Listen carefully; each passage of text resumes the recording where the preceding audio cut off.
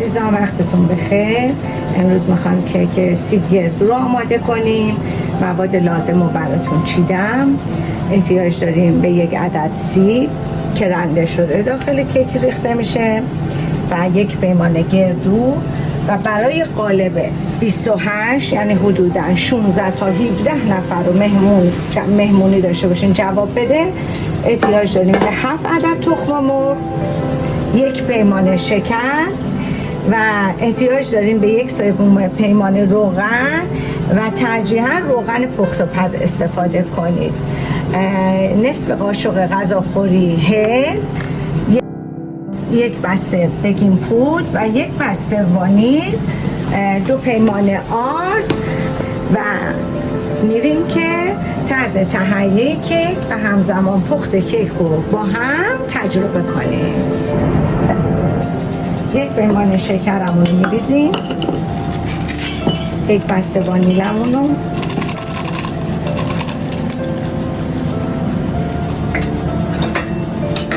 و 7 عدد تخم مرغ.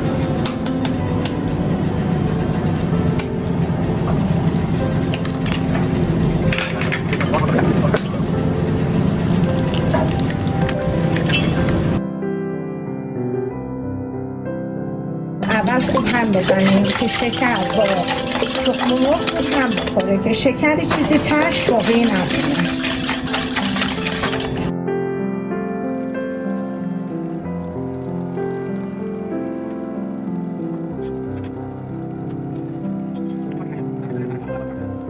عزیزان من نگاه کنید، وقتی که تخم مرغ و شکر ما حجمش چند برابر شد و به این بافت رسید، ما یک دوم پیمانه روغن رو آروم آروم اضافه میکنیم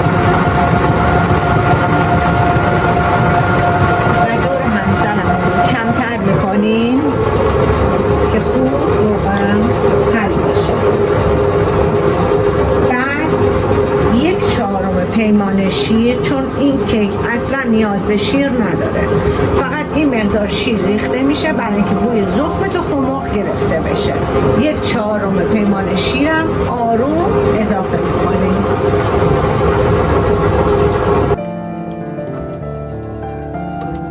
گفته مواد کیک ما ببینید چجوریه. آیا دندون دستی اول بدین پودر و 2 پیمانه آردمون رو در 3 مرحله اضافه میکنیم.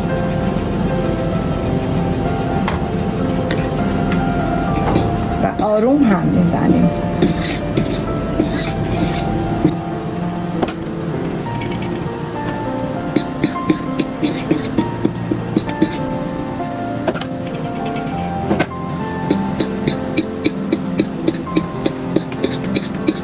از اینجا به بعد از لیسک استفاده میکنم. سیب،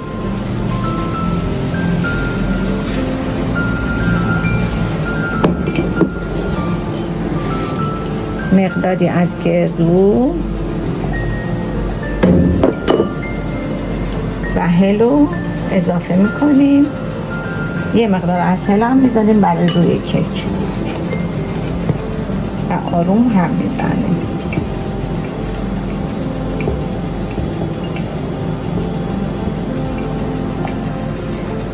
خب عزیزان، آرد رو کم کم اضافه کنید، چون گاهی موقع میبینید آرد بیشتر میبره و گاهی موقع کمتر، اونم به خاطر درشتی و ریز بودن تخم مرغامونه. حالا قالبمون رو میاریم و مواد کیکمون رو داخل قالب میریزیم.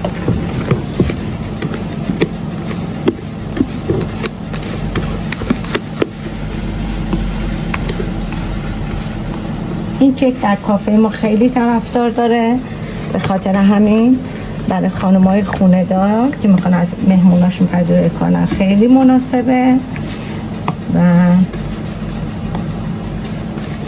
شما میتونید برای مهمونیاتون از این کیک استفاده کنید. هم خیلی زیبا میشه.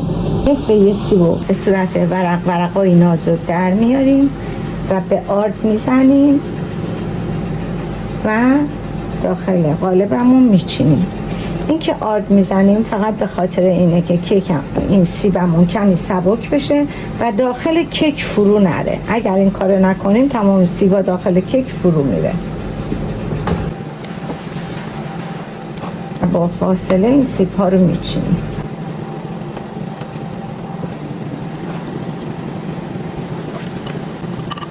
من لابلای این سیب ها رو، برش سیب ها رو با گردو پر میکنم که یه حالت خورشیدی به ما بده.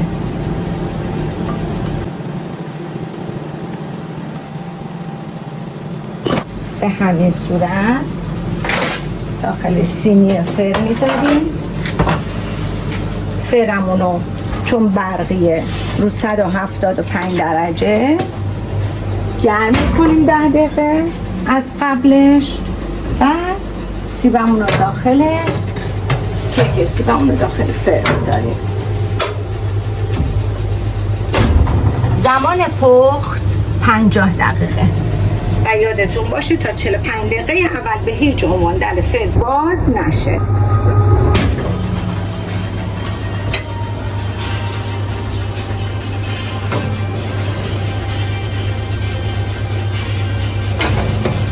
کیک ما پخته، در میاریم.